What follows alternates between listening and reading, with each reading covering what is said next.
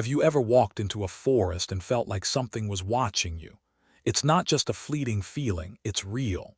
You can hear footsteps, feel the heavy breath on your neck, but when you turn around, there's nothing there. Could it just be your imagination? Or is something truly lurking in the shadows? What seems like an ordinary hike quickly turns into a mistake you can never undo. Cold eyes, whispers coming from ancient trees, and creatures you can't even begin to identify, all waiting for you. What would you do if you were faced with this unknown? Run, or face the things that can't be explained. Join me as we uncover one of the most chilling tales, where you may not believe your own eyes, but everything you see is all too real.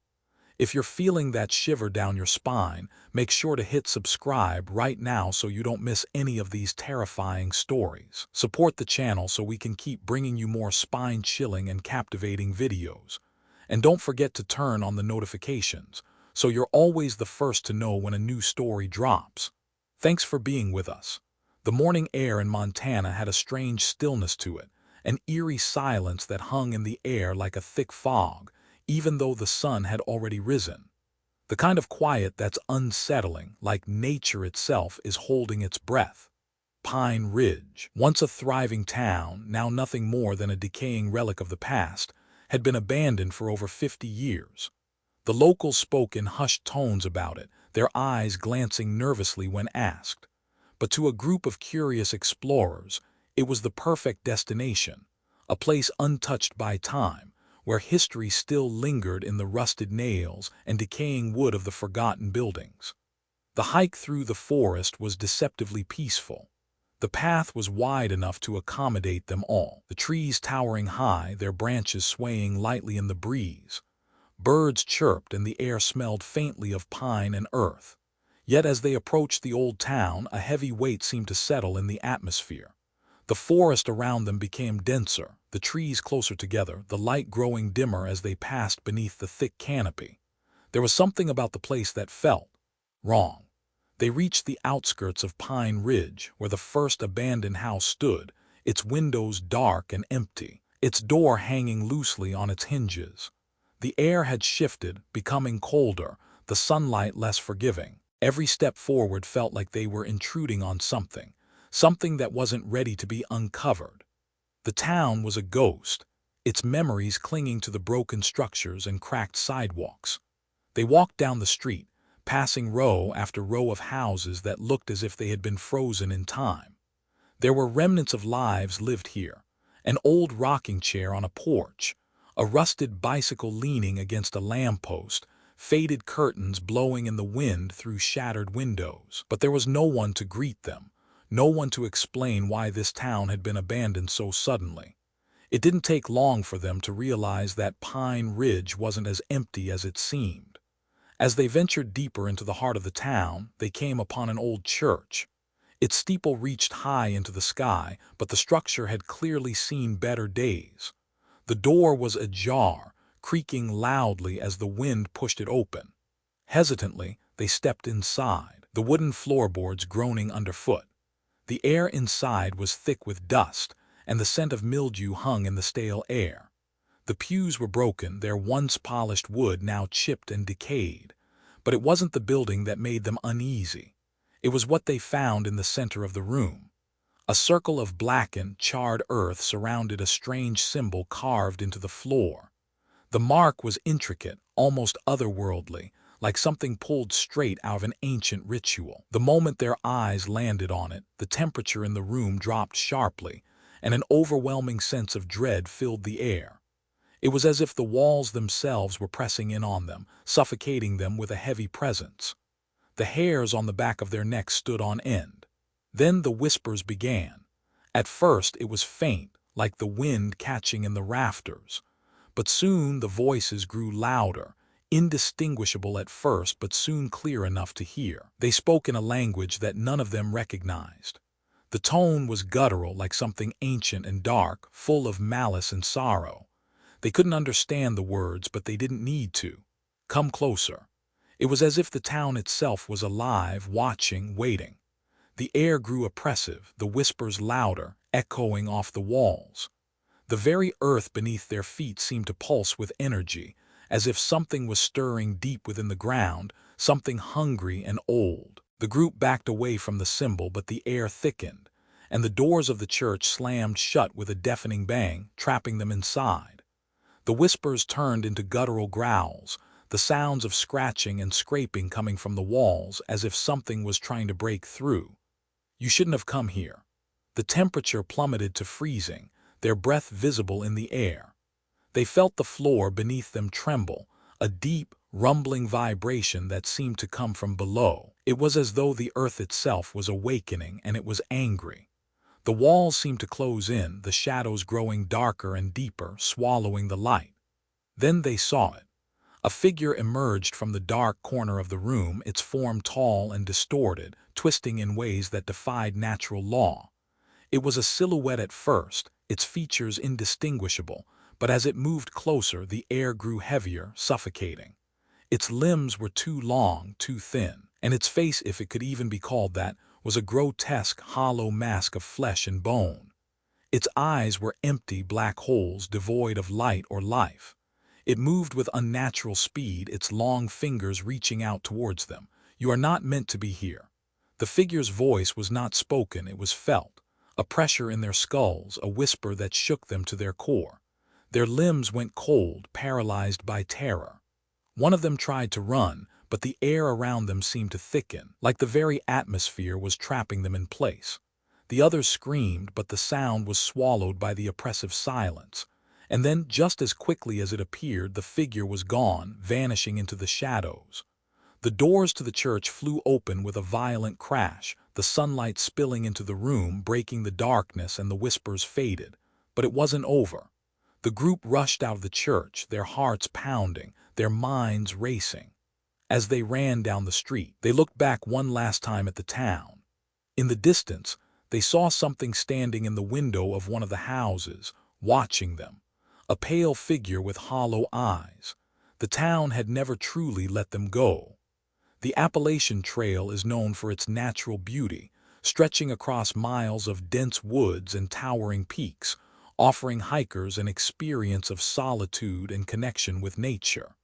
But there are parts of the trail that remain shrouded in mystery, areas that have earned a reputation for being haunted, cursed, or worse. For most, the Appalachian Trail is a chance to escape, to find peace.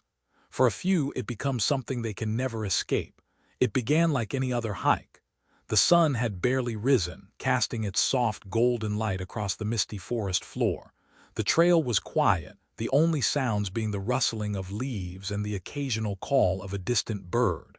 But as I moved deeper into the forest, I started to feel off. A quiet unease crawled up my spine, like I was being watched. At first, I dismissed the feeling.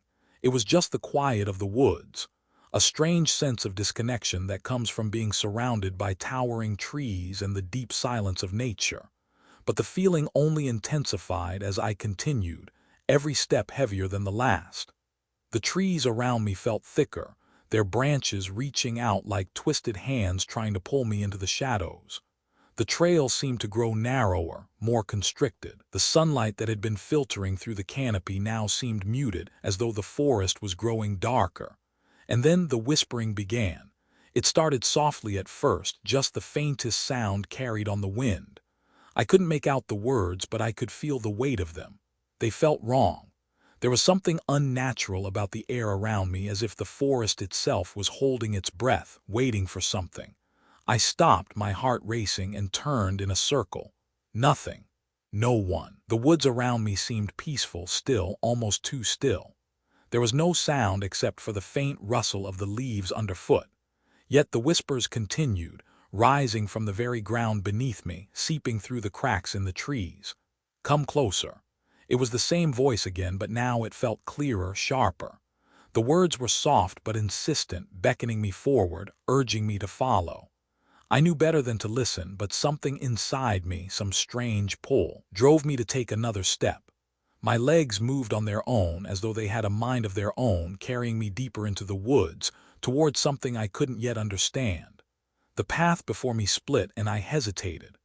My instincts screamed for me to turn back, to retreat to the safety of the trail. but the whispering grew louder, clearer, and a strange force seemed to push me forward. I chose the left path, the one that seemed less traveled, more overgrown. The trees loomed higher on this side, their branches hanging low, their leaves dark and thick, blocking out the sky. And that's when I saw it, a figure barely visible, standing motionless in the distance, half hidden by the shadows of the trees. It was tall, unnaturally tall, its features hard to make out through the thick underbrush. The air around it shimmered, distorted like a mirage. The closer I got, the more my heart pounded in my chest, my breath growing shallow. It stood still, its head turned slightly as though it was aware of my presence but wasn't moving. The moment I made eye contact, I froze. Its eyes were dark, hollow pools of black that seemed to suck in the light. I couldn't look away. I tried to scream, to run, but my body wouldn't respond. The figure didn't move, but its presence pressed in on me, suffocating me with an overwhelming sense of dread. "You shouldn't be here." The voice wasn't a whisper this time. It was a command, deep and heavy, like the earth itself was speaking to me. My body finally reacted. I turned and ran, my legs pumping beneath me, my heart racing in my chest. But the woods seemed to close in around me.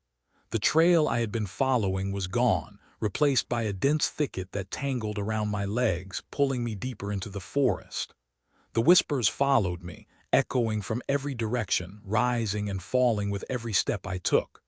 I stumbled, fell, and looked up, only to find the figure standing before me, closer now, its shape more distinct. It had no face, just a smooth, featureless surface where its features should have been. Its arms were unnaturally long, its hands twisted and claw-like. It tilted its head as if studying me, its movements slow but deliberate. I tried to scream, but the words wouldn't come. My body was frozen, paralyzed by fear. I couldn't move, couldn't breathe. The figure's presence was overwhelming, a weight pressing down on my chest, suffocating me.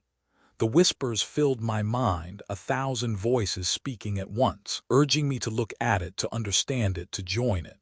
And then, in a sudden burst of clarity, I heard a voice, my own voice but not mine, speak in my head. "Run." I snapped out of my paralysis, my feet finally obeying, carrying me forward through the tangled underbrush, pushing me harder, faster. I could hear the figure moving behind me, the sound of its footsteps growing louder, closer, until it felt like it was right behind me, breathing down my neck. Just as I thought I couldn't run any longer, I burst through the trees, emerging onto a familiar section of the trail. The daylight hit me like a rush of relief, but the presence of the figure was still with me. It lingered in the air, heavy and cold, like the forest itself was holding its breath. I didn't stop. I kept running, my heart pounding in my ears, until I finally reached the end of the trail, gasping for air. The forest was silent again, but I knew it wasn't over. The figure, the whispers, they were still out there, waiting, watching, and they would never let me go. There's an unsettling feeling that lingers in the Everglades, an eerie quiet that fills the vast wetland, where the fog rolls in thick as a blanket and the murky waters hide secrets older than the land itself. People come to this place seeking solitude, but they never seem to stay long enough to truly understand the haunting beauty it offers. There's something about the Everglades that calls out to the lost, to the curious, and those who venture too far never return the same. A group of biologists, eager to study the unique ecosystem of the Everglades, ventured deep into the heart of this wild, untamed place. Armed with their equipment and their natural curiosity, they wandered far off the beaten path, unaware that they were stepping into territory that had been forsaken by time. The deeper they ventured into the swamp, the heavier the air became, thick with humidity and something else, something darker. It started with the silence. The usual chorus of insects, birds, and the gentle rustling of leaves faded as they trekked deeper into the swamp. The trees loomed around them like silent sentinels, their twisted limbs reaching out as though to trap them. Even the water, normally teeming with life, had fallen into a strange stillness. It felt like the entire world had gone mute, leaving them to wonder if they were alone. But they weren't. After a few hours, one of the researchers, a woman named Elena, felt the hairs on the back of her neck rise. It was as if something was moving just beyond the tree line, something watching them, waiting for them to slip up. She glanced over her shoulder only to find the trees as still as they had been moments before. "Did anyone else hear that?" she asked, her voice barely above a whisper. The others stopped, eyes scanning the surroundings. There was nothing but the thick, humid air and the heavy stillness of the swamp. No birds, no rustling leaves. It felt wrong. Then there was a faint sound, a faint scrape like nails dragging across a surface. It was so subtle that Alina thought she might have imagined it. But as they moved forward, the sound came again, this time louder, more distinct. It was coming from the direction they had just passed. They stopped in their tracks, frozen in place. It wasn't the sound of an animal.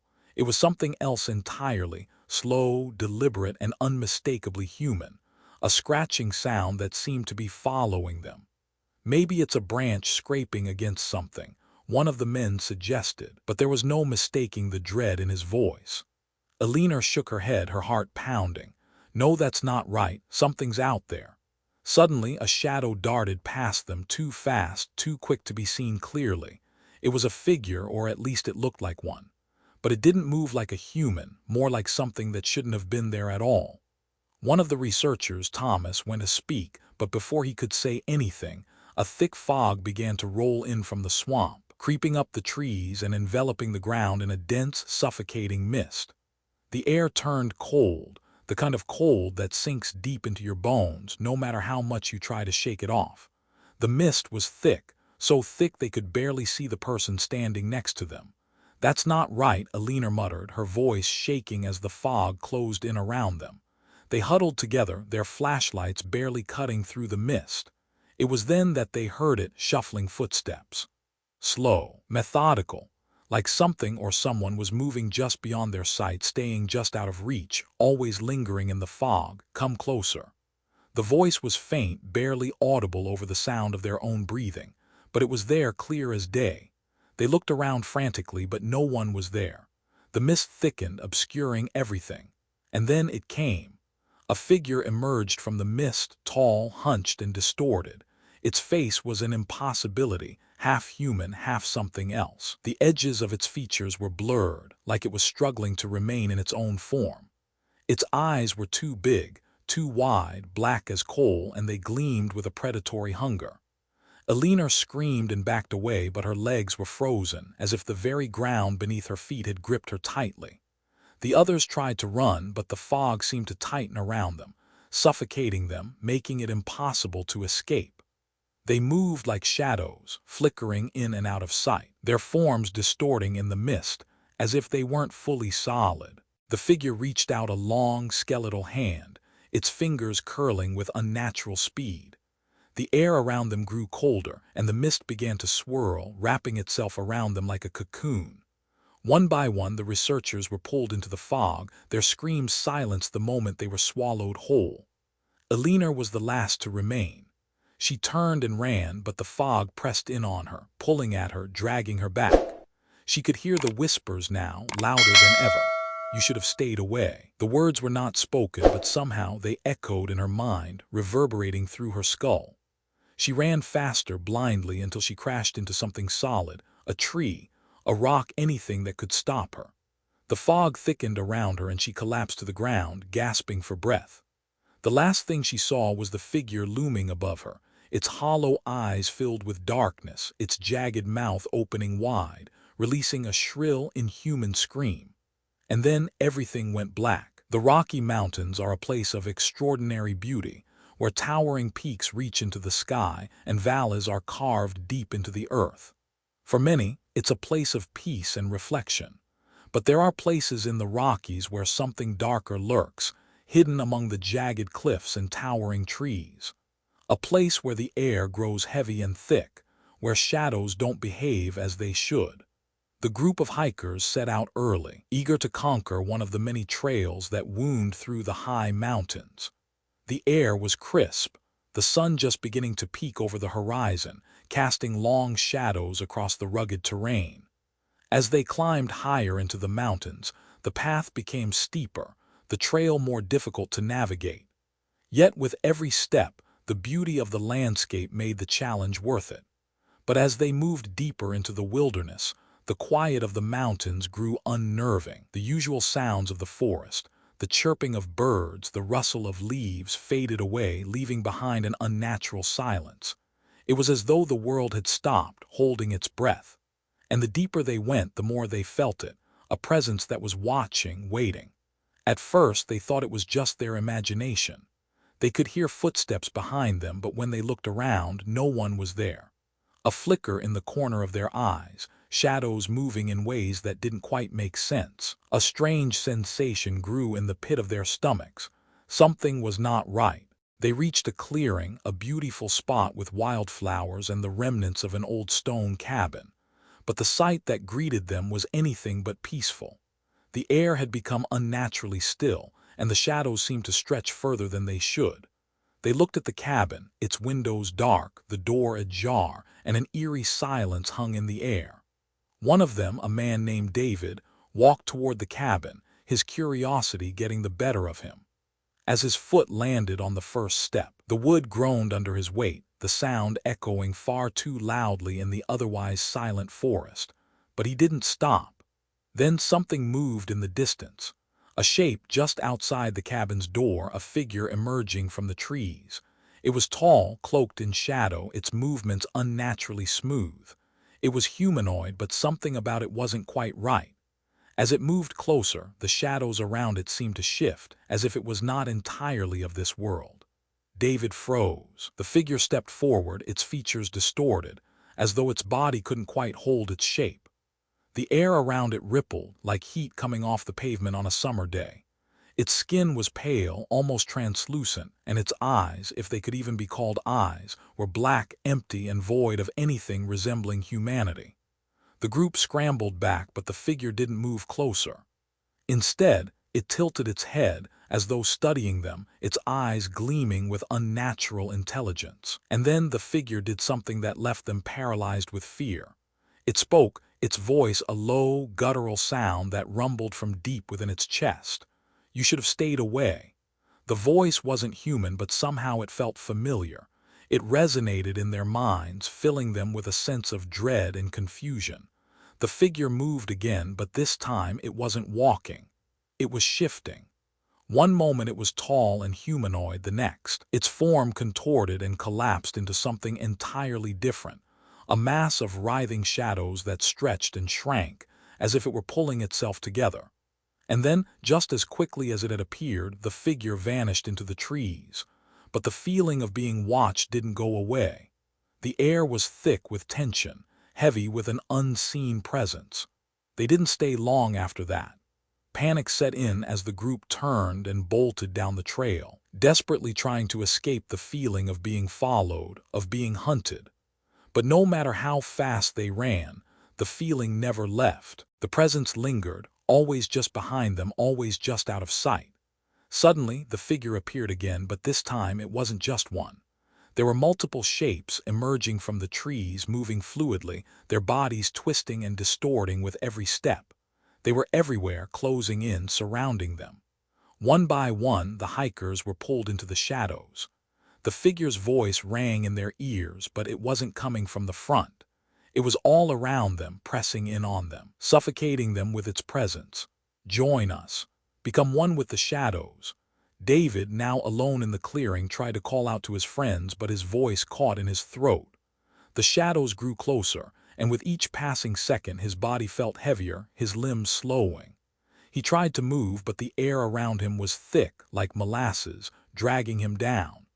The last thing he saw before the darkness consumed him was the shape of the creature, its black eyes gleaming, and its face morphing into something that was both human and inhuman.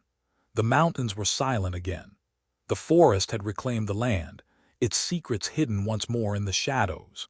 If you're feeling the chills creep down your spine, don't forget to hit subscribe now. Support the channel so we can keep bringing you more terrifying, unforgettable stories like this one. And make sure to turn on your notifications so you're always the first to know when the next chilling tale drops. Thanks for being here with us. Mount Hood stands tall and unyielding, its snow-capped peak visible from miles around, an iconic sight in the Pacific Northwest. It's a place that promises solitude, peace, and beauty. Yet there are stories that linger in the whispers of those who venture too close to the mountainside. Stories of a presence, an old man who watches, waits, and never leaves. Stories of hikers who disappear without a trace, leaving behind nothing but echoes in the snow. It was a crisp autumn morning when the group of hikers set out to explore the lesser-known trails of Mount Hood. The sun was hidden behind a thick blanket of clouds, and the air was cool, fresh with the scent of pine and earth. Their goal was simple: to reach the summit and enjoy the view from the top. But as they ventured further up the mountain, the feeling of isolation grew thicker, and the beauty of the landscape began to feel oppressive. As they climbed higher, the trail became more difficult, winding around jagged rocks and through dense thickets. The deeper they ventured, the more the feeling of being watched settled over them, like the mountain itself was keeping track of their every move. Every turn, every creak of the forest around them, every snap of a twig underfoot, everything seemed to amplify the sense that they were not alone. The group reached a small clearing, a place that seemed almost untouched by time. The air here was colder, heavier, as if the land itself had become still, holding its breath. At the center of the clearing stood an old cabin, half hidden by the overgrown brush. Its wooden exterior was worn and weathered, and the door creaked on its hinges as if beckoning them inside. But it wasn't the cabin that held their attention. It was the figure sitting on the porch. An old man, hunched over, his face obscured by the brim of his worn hat. He sat silently, staring out over the valley below as though he had been waiting for them. His clothes were ragged, old, and faded, as if they had been worn for decades, but his presence felt unnervingly out of place, like he didn't belong in this world. David, ever the curious one, took a step toward the cabin. "Hey, are you all right?" he called, but the old man didn't respond. His stillness, his silence made David feel uneasy. The others hesitated, watching David closely. The air seemed to grow colder, heavier with every step he took. But something about the old man drew him in, as if there was an unspoken invitation to come closer. When David was only a few feet away, the man finally lifted his head, and David felt a jolt of cold terror run through him. The old man's eyes were black, dark as the night, and empty, hollow. There was no life in them, just an endless void that seemed to swallow everything in sight. His mouth twitched, but no words came. And then he smiled, a slow, unsettling grin that stretched unnaturally wide, revealing teeth that were too sharp, too white against the deep shadows of his face. "You shouldn't have come here," the man's voice rasped as if his throat hadn't been used in years. David froze, his heart pounding in his chest. The others watched, paralyzed, unsure of what to do. The old man's grin deepened, his gaze never leaving David's face. Suddenly, the wind picked up, howling through the trees like a warning. The forest seemed to shift around them, the trees groaning and swaying, as though something was moving beneath them. The air grew colder still, and the mist began to roll in from the valley below, swirling around the clearing, thickening with every passing second. The old man's grin widened even further. "You have no idea what you've disturbed." His voice was no longer just a whisper. It was a command, vibrating with an unnatural force. In an instant, the trees around them began to shift, their trunks twisting and warping in ways that defied logic. The ground trembled beneath their feet, and a deep rumbling sound echoed from the earth itself. The mist thickened, enveloping them in a suffocating, icy embrace. David felt something brush against his leg, a cold, slippery presence, like something crawling just beneath the surface of the earth. He turned, his breath catching in his throat, but saw nothing. And then the shadows began to move. The forest came alive, not with the sounds of birds or animals, but with something darker. Figures emerged from the trees, tall, thin shapes, with eyes that glowed an eerie yellow. They moved silently, like shadows coming to life, their limbs jerking unnaturally as they advanced. "They won't let you leave." The old man's voice rasped again, as if speaking directly into David's mind. Panic set in as the group tried to move, but their limbs were heavy, like the very air had become thick and oppressive. The ground beneath them seemed to shift, pulling them deeper into the forest, as if the earth itself was swallowing them whole. One of the figures lunged at David, its long fingers wrapping around his arm with an inhuman strength. He screamed, but the sound was drowned by the wind and the rumbling of the earth. The others were trapped, too, struggling to break free from the grasp of the shifting shadows that surrounded them. "You belong here now," the old man whispered, his grin widening. His form began to dissolve into the mist, his body becoming one with the shadows that moved around them. David fought against the figure holding him, but the shadows were relentless, tightening their grip on him, dragging him into the darkness. The others were pulled apart, lost to the forest, swallowed by the night. And then, as quickly as it had begun, the forest fell silent. The air was still again, but the sense of dread remained, hanging in the trees like a thick, suffocating fog. The Zion National Park is often celebrated for its breathtaking landscapes, its towering sandstone cliffs, narrow canyons, and sweeping vistas. Visitors flock from all over the world to witness its natural beauty, unaware of the shadows that stretch long and deep in the forgotten corners of the park. There are places within Zion that few dare to tread, places where the earth hums with a strange energy, where the air feels too thick to breathe, and the very ground seems to pulse with a malevolent presence. A group of hikers, seeking adventure and the thrill of exploration, ventured deep into Zion's uncharted territories. The day began like any other. The sun hung high in the sky, and the scent of desert flowers mixed with the dry, warm air. The group, excited by the sense of isolation, moved further away from the popular trails, lured by the promise of hidden wonders. But the deeper they went, the more oppressive the silence became. The sounds of distant voices, once faint, faded altogether. Even the usual call of birds was absent. The trail grew steeper, more treacherous. Jagged rocks lined the path, and the scent of decay grew stronger, clinging to the air in a way that felt unnatural. They pressed on, unwilling to turn back, eager to conquer the unknown. As the sun dipped lower, casting long shadows across the jagged rocks, the atmosphere became heavier, thicker. It felt like the very land was watching them, listening to every step. Then they stumbled upon it. A narrow, winding path led them to a hidden alcove, a deep, dark crevice in the rock, almost like a doorway to another world. They hesitated, sensing something wrong, but curiosity pushed them forward. The ground beneath their feet was cold, unnaturally so, and the walls of the canyon narrowed, closing in around them. At the entrance of the alcove, strange symbols were carved into the stone, worn and faded with age, as if they had been etched there long before civilization. The air in the alcove was thick with dust, and the faint scent of something rotting lingered in the silence. As they moved further inside, the temperature dropped, sending a chill down their spines. Suddenly, the ground trembled. A low, guttural growl reverberated from the depths of the alcove, followed by a sharp, bone-chilling screech.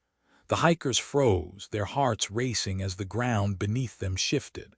The walls seemed to close in tighter, as if the very earth was closing around them. The sound grew louder, like something massive, something ancient was stirring in the darkness below. And then it appeared. A shape, no, an entity emerged from the shadows. It was like nothing they had ever seen. Its form was an amalgamation of shadow and light, a shape that seemed to shift and undulate like liquid darkness. Its eyes, glowing an eerie, unnatural yellow, gleamed from deep within the void, its presence both suffocating and overwhelming. It was massive, its form towering over them, its shape barely contained by the walls of the alcove. It spoke, not in words, but in a deep, resonant hum that vibrated through their bones. The air thickened, pressing against their chests, as if the very atmosphere itself was trying to squeeze the life out of them. "You should not have come." The voice echoed in their minds, reverberating in a way that made them feel as though their very thoughts were being twisted. The entity's form flickered and shifted, becoming more solid, its limbs long and spindly, its hands reaching out, each finger ending in claws that glowed faintly in the dark. As the entity advanced, the ground beneath their feet cracked open, revealing a chasm that seemed to go on forever, as though the earth itself was giving way. The shadows around them deepened, swallowing the light, leaving only the haunting glow of the entity's eyes. The hikers tried to flee, but the air was thick, pressing down on them, making it difficult to breathe, let alone move. Every step they took felt as though they were wading through molasses, the ground sucking at their feet, trying to pull them back into the chasm below. The entity's laugh was like 1,000 voices, all speaking in different tones, all distorted and wrong. "Run," it whispered, "but you cannot escape." One by one they were pulled into the shadows. The last thing they saw before they were consumed was the entity's massive form, its glowing eyes locking with theirs, its claws reaching out with terrifying speed. The air was thick with a soundless scream as they were pulled into the darkness. And then, silence. The alcove was empty once again, the shadows swallowing everything in their path. The rocks returned to their stillness, the symbols faded further into the stone, and the air became unnaturally still. If you felt your heart racing, don't forget to hit subscribe now. Support the channel so we can continue bringing you more spine-chilling, unforgettable stories like this one. And make sure to turn on your notifications so you're always the first to know when the next terrifying tale drops. Thanks for being here with us.